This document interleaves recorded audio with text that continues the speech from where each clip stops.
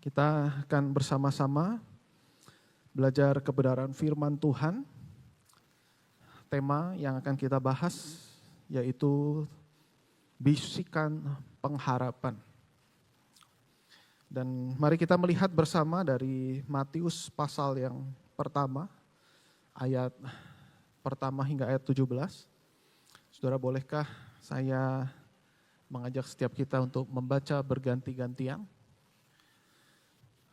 Saya ayat pertama, Bapak Ibu ayat kedua, demikian seterusnya hingga ayat yang ke-17. Demikian firman Tuhan.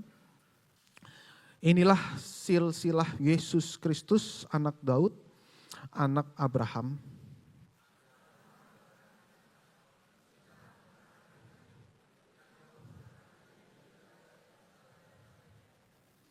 Yehuda memperanakan Peres dan Serah dari Tamar. Peres memperanakan Hezron. Hezron memperanakan Ram.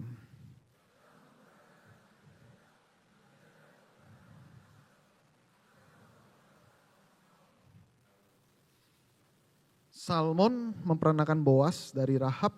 Boas memperanakan Obed dari Rut. Obed memperanakan Isai.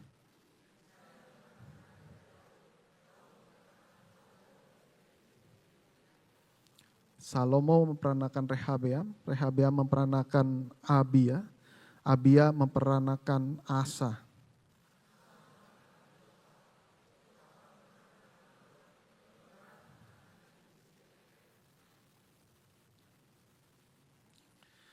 Usia memperanakan Yotam. Yotam memperanakan Ahas. Ahas memperanakan Hizkia.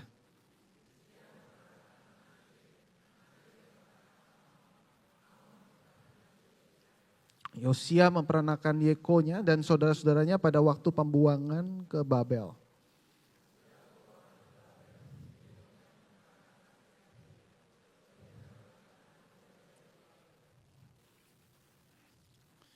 Zerubabel memperanakan Abihud. Abihud memperanakan Eliakim. Eliakim memperanakan Azor.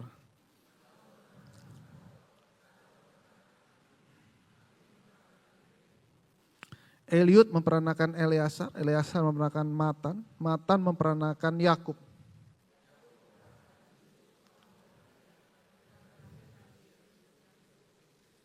Sama-sama ayat 17. Jadi seluruhnya ada 14 keturunan, dari Abraham sampai Daud, 14 keturunan dari Daud sampai pembuangan ke Babel. 14 keturunan dari pembuangan ke Babel sampai Kristus. Demikian jauh pembacaan firman Tuhan. Saya nggak tahu tadi saudara membaca ini memperanakan ini, bagaimana kesan saudara? Pak, pengen cepat selesai itu rasanya ya. Saudara, ada yang dapat rema, dapat inspirasi dari pembacaan ayat ini, sungguh luar biasa saudara-saudara. Ketika kita melihat bagian ini, banyak orang bingung tentang silsilah. Tetapi waktu kita mempelajari ini punya makna sangat dalam sekali. Dan oleh karena itu kita akan bicara di dalam Advent yang pertama ini adalah bisikan pengharapan. Artinya apa? Artinya kisah Natal bukan dimulai dari palungan saudara-saudara atau once upon a time. Tetapi ini adalah rooted in history. Jadi artinya ada sejarah yang panjang di mana Tuhan itu sedang mempersiapkan dari generasi demi generasi. Sampai pada akhirnya Kristus turun dan dilahirkan di tengah dunia. Saudara, ini yang akan kita pelajari bersama-sama melalui silsilah yang sedemikian panjang dan juga kalau dibaca cukup membosankan, tetapi kita punya makna yang sungguh luar biasa, saudara-saudara, ketika kita melihat bagian firman Tuhan ini. Kita akan membahas bagian pertama ini adalah waktu yang panjang. Saudara, ini bukan typo, tapi memang sengaja. Katanya kalau orang Jawa itu mau ngomongin sesuatu yang amat sangat itu gampang, saudara ya. Jadi misalnya panjang, sangat panjang itu panjang, saudara ya. Lalu kemudian besar, tadi besar anugerahmu itu gampang sebenarnya. Besar anugerahmu, nah itu amat sangat besar. Jadi kita melihat di sini, ini waktu panjang. 14 generasi, kemudian 14 generasi itu panjang. Dan kemudian saudara-saudara, di mana kita melihat ada waktu di mana Tuhan berdiam 400 tahun. Dan di sini kita melihat bagaimana semua berjalan sepertinya normal. Mereka melayani dalam bait suci sepertinya normal, tetapi di situ Tuhan sedang berdiam.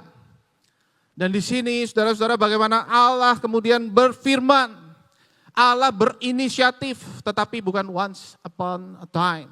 Tetapi apa? Tetapi rooted in history.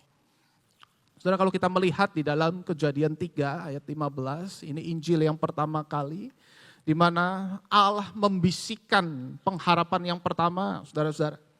Di mana ketika Adam dan Hawa jatuh dalam dosa, maka seorang dari perempuan, keturunan perempuan ini menghancurkan kepala dari ular itu. Menghancurkan daripada iblis itu. Artinya apa? Ada bisikan pengharapan dari generasi demi generasi, dan itu sudah diawali dari generasi yang pertama, Adam. Dan kemudian terus panjang sekali saudara-saudara. Dan setiap nama, setiap generasi ada bisikan pengharapan. Jadi artinya apa? Artinya saudara-saudara, janji Tuhan itu tidak pernah kadaluarsa. Mesias pasti datang. Kalau para elit politik dia mau mencalonkan diri penuh dengan janji mulut manis. Tetapi kita melihat di dalam kenyataannya mungkin apa yang dilakukan tidak digenapi saudara-saudara. Tapi beda dengan Tuhan kita. Tuhan kita ketika dia sudah berjanji dari awal sudah bisa bayangkan. Dan dia genap. Dia akan melakukannya. Dia akan mewujudkannya. Dan itu terlintas zaman 14 generasi penuh dengan masa-masa yang kelam. Ketika orang melihat bagian-bagian tertentu dalam pembuangan misalnya, mana mungkin ini bisa terwujud. Dan itulah janji Tuhan. Itulah janji di mana Tuhan hadir di tengah-tengah kita sebagai umat-Nya. Maka yang kedua saya ingin mengajak setiap kita untuk melihat di sini ternyata saudara ada tokoh-tokoh yang hebat dicantumkan. Kalau kita melihat di dalam Matius 1 ayat yang ke-17, dikatakan bahwa 14 keturunan, dan berarti ada 3 kali 14 ini.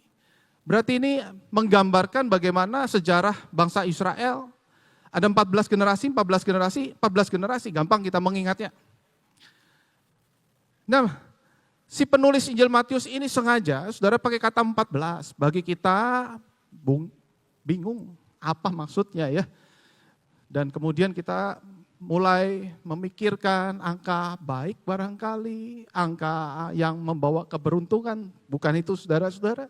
Tetapi pada saat itu, angka 14 itu, di mana ketika mereka menyusun ini, saudara artinya apa? Artinya ini abjadnya mereka, dalet itu nilainya 4, ya, angka keempat, kemudian waw 6, dan kemudian dalet lagi 4.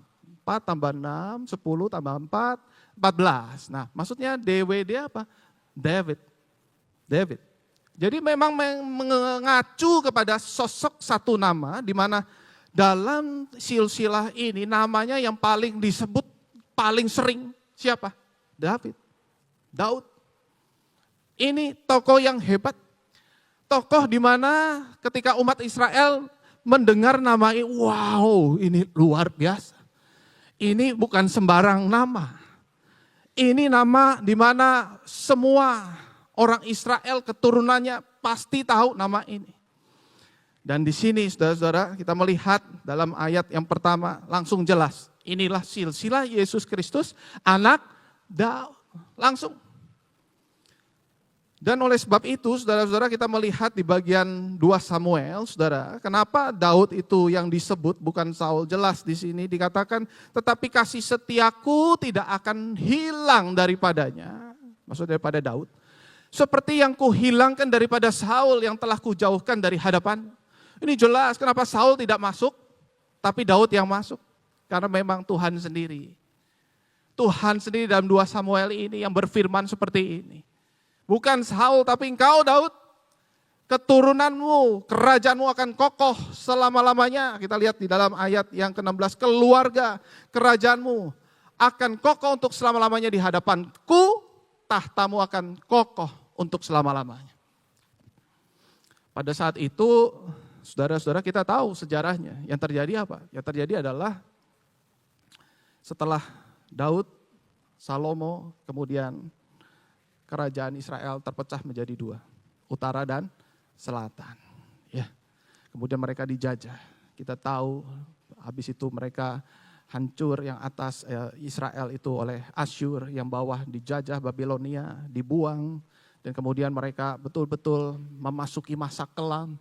Dan saudara-saudara, kita melihat bagaimana pembaca mula-mula pada saat itu melihat peristiwa ini. Mana kerajaan Allah?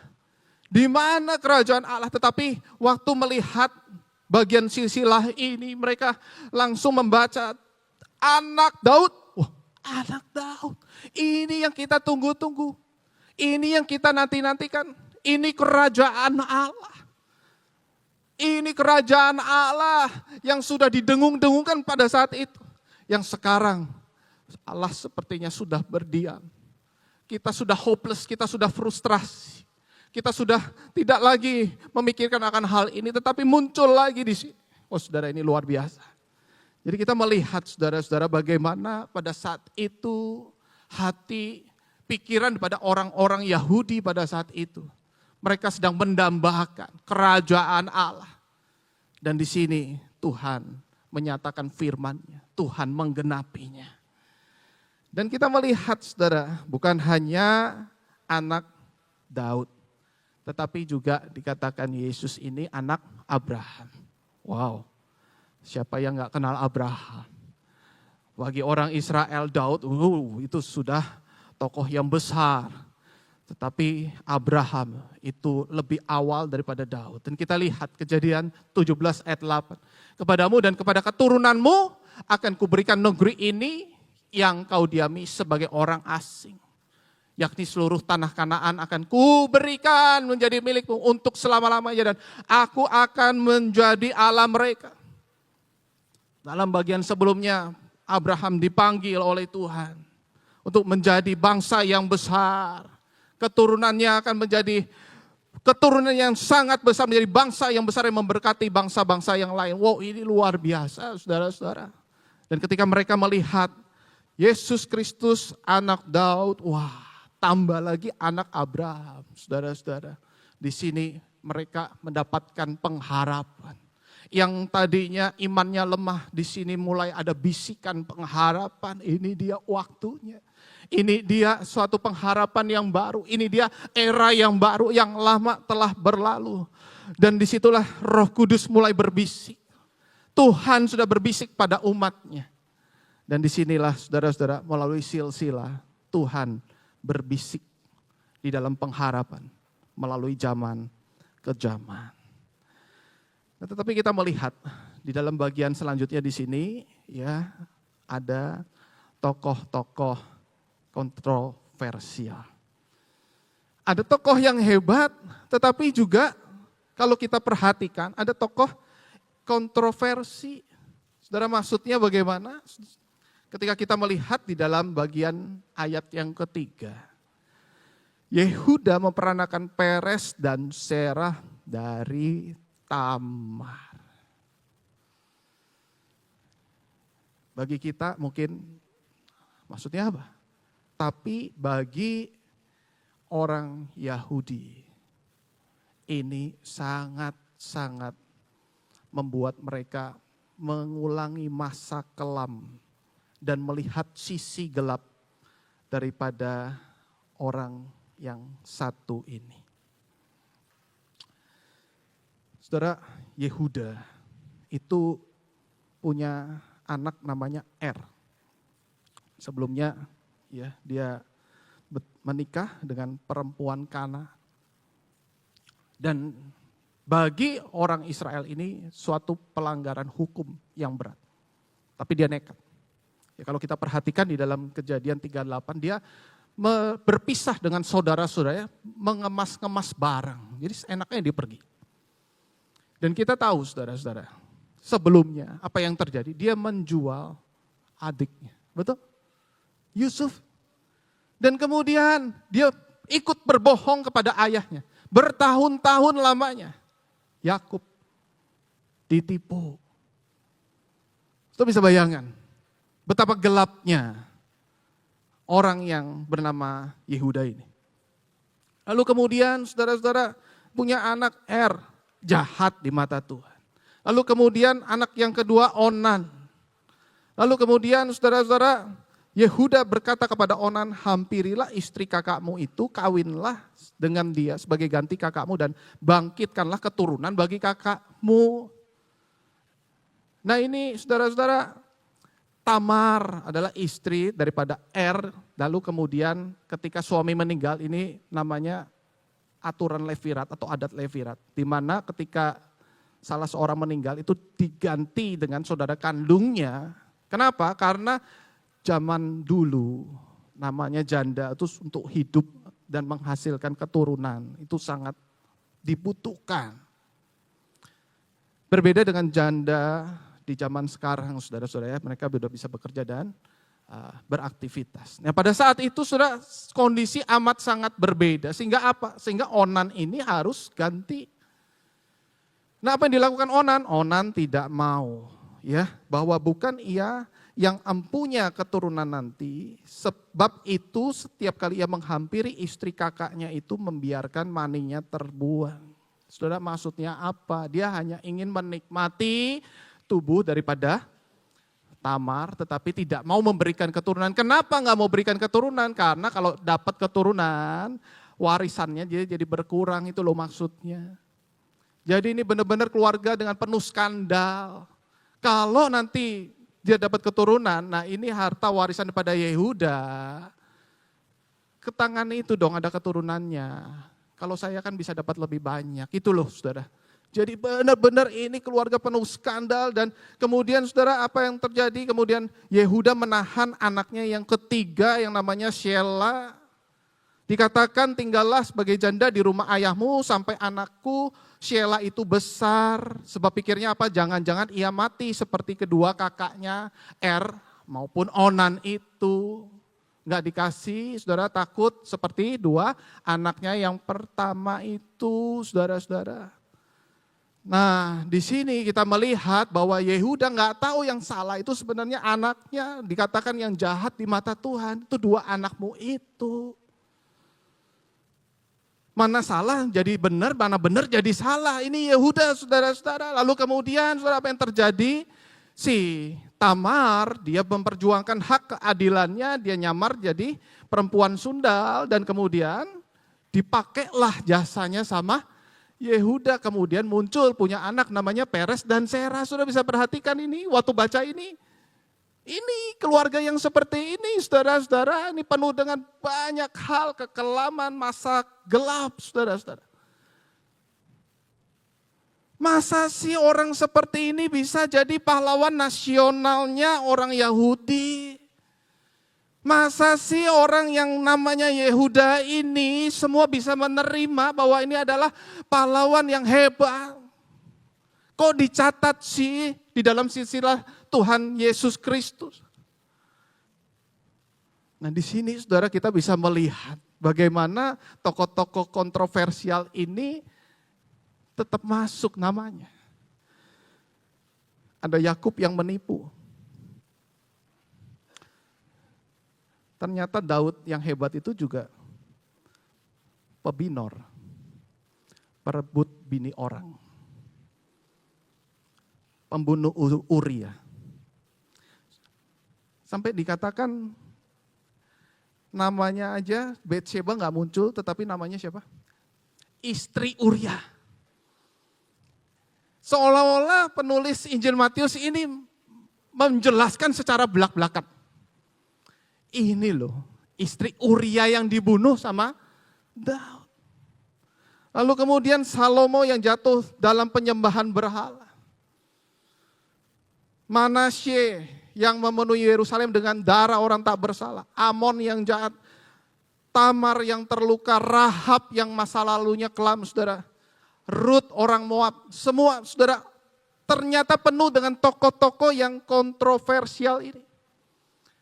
Nah, di sini saudara kita bertanya kenapa muncul? Bukankah lebih enak tokoh yang hebat-hebat aja yang muncul? Ini seperti seorang ini punya CV untuk bekerja, ya. Lalu kemudian, waduh, ini dari latar belakang seperti ini, saudara, siapa yang mau terima?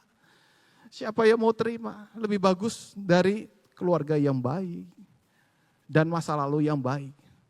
Tetapi di sini Matius dengan jujur membuka secara transparan. Ini loh kondisi yang seperti ini yang terjadi. Nah, saudara, apa maknanya? Tidak ada manusia yang terlalu jahat untuk ditebus. Dan tidak ada masa lalu yang terlalu gelap untuk dipakai oleh Allah. Untuk merancangkan keselamatan. Ada masa-masa gelap. Keselamatan datang bukan dari manusia yang bersih. Tetapi dari Allah yang beranugerah. Jadi jelas, saudara-saudara, ketika kita membaca bagian silsilah ini, saudara, kita melihat betapa bobroknya manusia. Tetapi yang namanya anugerah itu datang dari atas, bukan dari bawah. Dan ada masa-masa yang kelam, tetap anugerah Allah itu terus datang menghampiri manusia. Tetap namanya Allah, dia ketika berjanji pasti akan terwujud. Itulah Allah, itulah anugerah. Amin Bapak Ibu. Suatu kali saya ditanya dengan teman saya yang beda keyakinan. Dia berkata begini, kok Salomo istrinya banyak? Berarti orang Kristen itu boleh poligami ya? Berapa istrinya Salomo? Nah sekarang kalau begitu lihat di Alkitab ada. Boleh poligami dong orang Kristen. Ayo saudara, kalau ditanya begitu jawabnya bagaimana? Hah? Kita jawab, nggak boleh, tapi ada, dicatat. Nah saya jawab begini, di Alkitab tidak ada loh, ditulis berpoligamilah seperti Salomo, itu nggak ada. Berzinahlah seperti Daud, itu nggak ada. Jadi nggak ada aturan untuk berpoligami seperti Salomo, nggak ada. Yang buruk-buruk seperti mereka nggak ada, saudara. Di Alkitab sudah baca, nggak ada. Tetapi pertanyaannya kenapa kok ada catatan-catatan buruk dalam kisah hidup mereka? Nah ini saudara-saudara yang perlu kita pahami. Nah ternyata jawabannya adalah sangat indah, di mana kitab suci kita, Alkitab itu tidak menyembunyikan dosa-dosa manusia. Kitab suci kita jujur apa adanya, saudara-saudara, di mana memang Allah sedang menunjukkan betapa lemahnya manusia. Tetapi di sisi lain, Allah juga sedang menunjukkan bahwa betapa tingginya standar kekudusan Allah. Sehingga apa? Sehingga manusia tidak mungkin bisa menggapai Allah tanpa anugerah.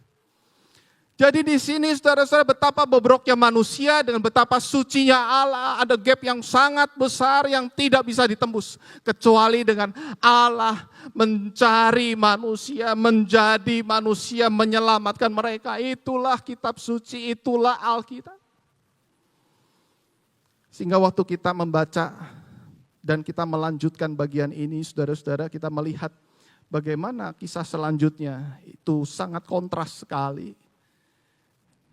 Kelahiran Yesus Kristus adalah sebagai berikut. Pada waktu Maria ibunya bertunangan dengan Yusuf, ternyata ia mengandung dari Roh Kudus. Terus bisa perhatikan suasananya berbeda. Tadi bobrok, hancur. Lihat ayat berikutnya. Yesus Kristus lahir dari perawan Maria, dikandung oleh Roh Kudus. Ini yang berbeda. Ini tokoh-tokoh manusia yang lemah, yang penuh dengan luka, yang penuh dengan kebobrokan. Tetapi yang satu ini adalah Yesus Kristus. Dia berbeda di antara tokoh-tokoh yang lain itu. Ini Yesus Kristus yang berbeda di antara mereka itu semua. Dan mari lihat Yesus Kristus itu lebih dalam, lebih indah, lebih tajam dari mereka semua. Nah, saudara, artinya apa? Artinya ketika kita diajak untuk melihat silsilah ini, kita harus punya kacamata yang berbeda dengan lensa daripada Kristus. Jadi ketika kita melihat misalnya kisah hidup Yehuda, Yehuda gagal, telah menjual saudaranya Yusuf. Tetapi kita melihat Kristus, dia rela dijual 30 keping perak, supaya saudara dan saya menjadi anak-anak Allah. Saudara seiman, yang tidak saling menjual satu dengan yang lain. Saling mengasihi, saling menopang, saling mendoakan, saling menguatkan. Ketika kita melihat Raja Daud yang punya kerajaan tahta yang hebat, tapi kita melihat ada Raja sejati, yaitu Yesus Kristus, Raja yang kudus, dan tahtanya itu sampai selama-lamanya. Tahta daripada kerajaan Daud berakhir, tetapi tahta dari Tuhan kita Yesus Kristus tidak pernah berakhir. Amin Bapak Ibu. Sampai selama-lamanya. Tahtanya betul-betul sangat kokoh, sangat indah bagi setiap kita. Dan ketika kita melihat Salomo, saudara-saudaranya, wow, ini luar biasa, punya hikmat yang hebat. Tapi akhir hidupnya menyembah berhala dari banyak wanita itu. Terkesan seperti motivator yang hebat, jago ngomong, tapi hidupnya hancur, berantakan. Tapi kita lihat Yesus. Dialah sang hikmat sejati. Dari ajarannya nasihat penuh dengan hikmat. Tapi hidupnya juga adalah hikmat itu sendiri. Yesus betul-betul adalah sang hikmat itu sendiri. Yang memberikan nasihat, memberikan ajaran.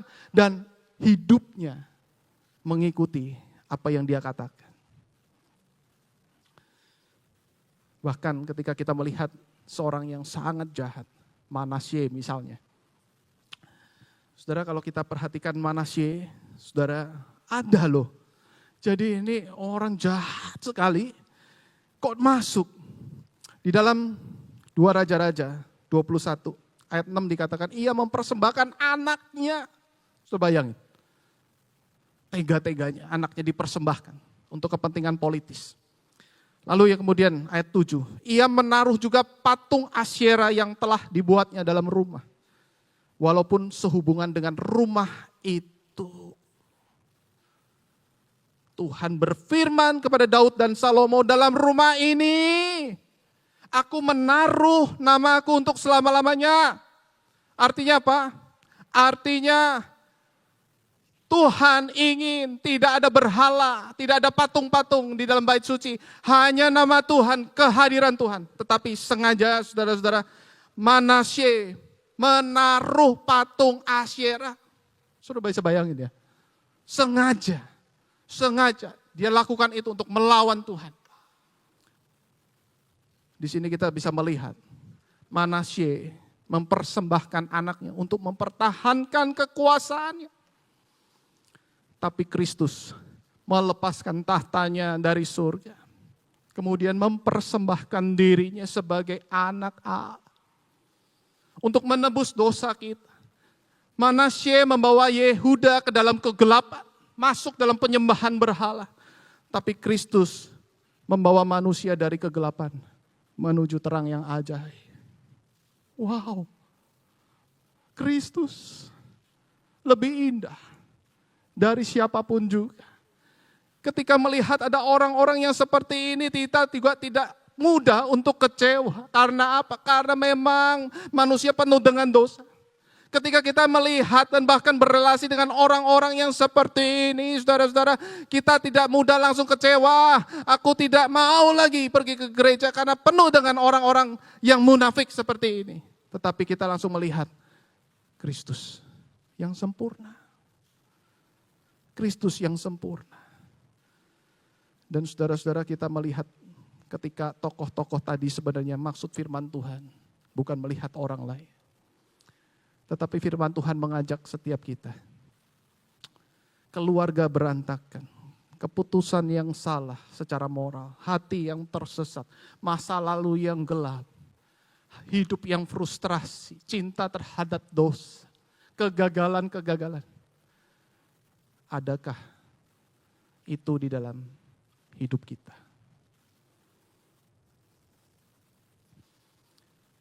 Penulis Injil Matius sepertinya memberikan contoh-contoh orang ini, supaya kita bisa berefleksi. Kau dan saya ada loh salah satu dari antara mereka. Entah kita memang punya masa lalu yang buruk, clear benar-benar buruk, atau terkesan baik, tapi punya sisi gelap. Yang tiada satu orang yang tahu, kecuali kita dengan Tuhan.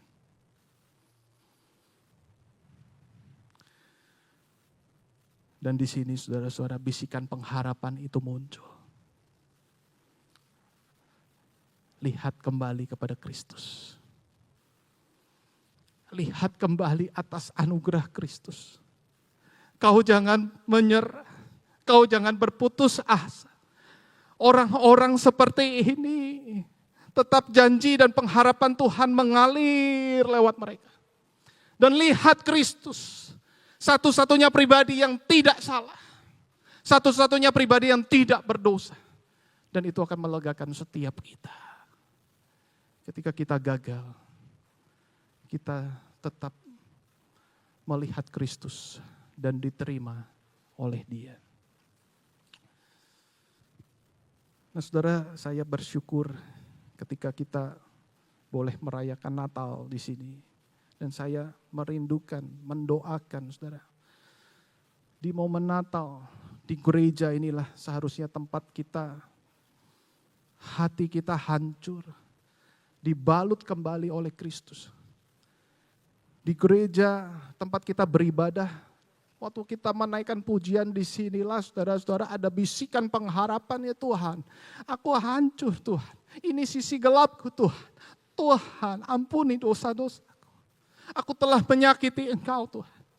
Dan disinilah saudara di mana kita sebagai orang-orang yang tidak sempurna, penuh dengan kelemahan, penuh dengan dosa, sama-sama dikuatkan oleh firman Tuhan, sama-sama disentuh, diurapi oleh kebenaran firman Tuhan. Dan kita sama-sama bertumbuh. Tetapi sayangnya ada sebagian anak Tuhan yang merindukan gereja hanyalah tempat untuk orang sempurna. Cara Spurgeon dia berkata begini, if you wait for a perfect church, you must wait until you get to heaven.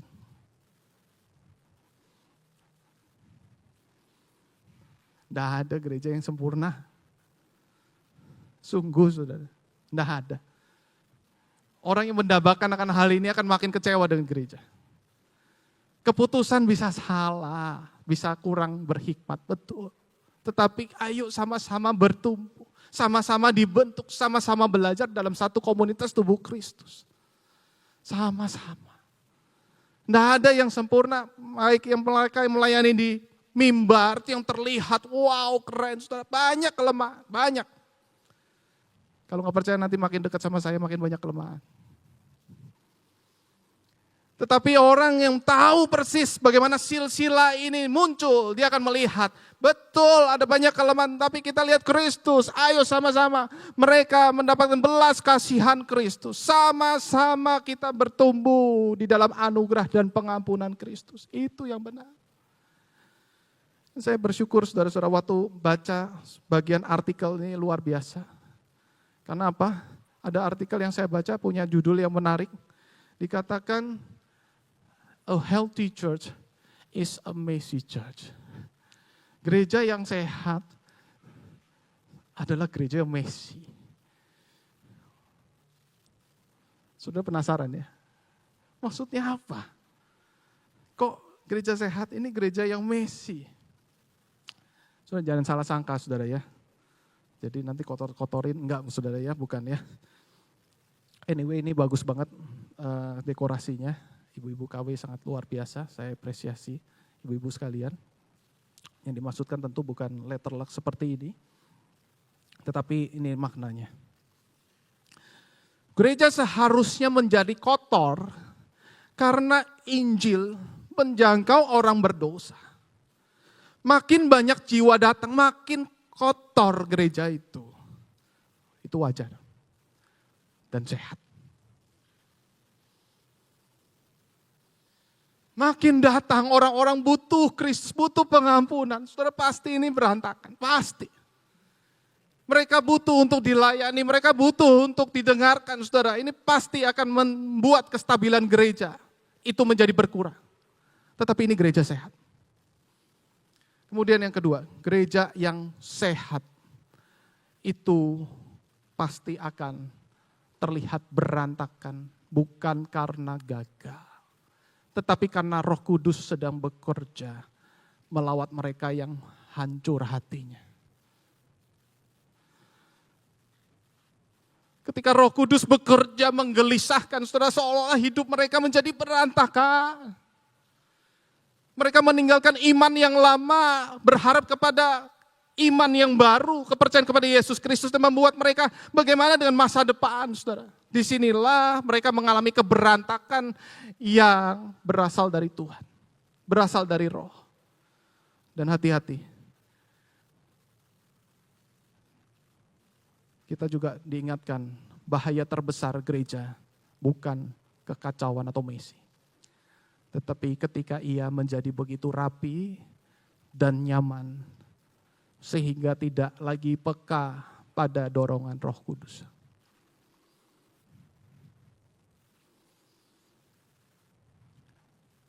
Seolah-olah semua berjalan aktivitas secara normal. Bahkan terlihat rapi. Tetapi belum tentu itu dari Roh Kudus. Kehadiran Kristus itu selalu mengguncang.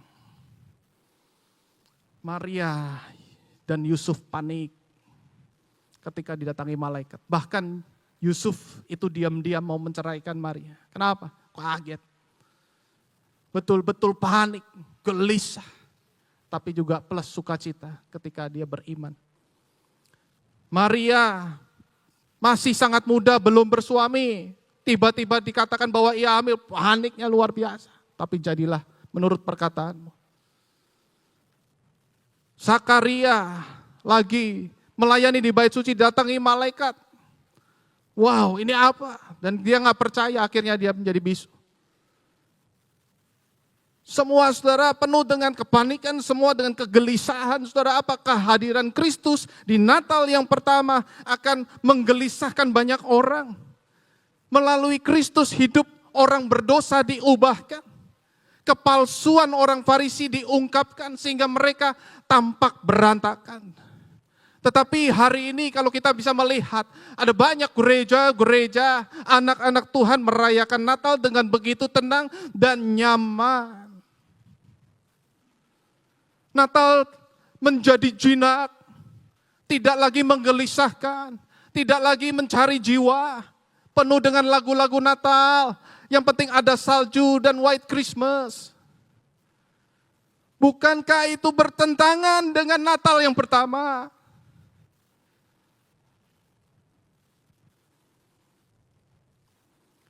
Natal yang seperti apa yang kita rindukan bersama?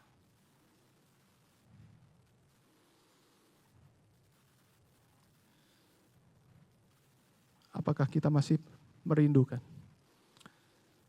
Natal yang mesi, menjangkau banyak jiwa, datang hamba Tuhan? Apakah Roh Kudus masih berbicara bagi setiap kita? Jangan lewatkan Natal dengan kesia-siaan, hanya formalitas agama.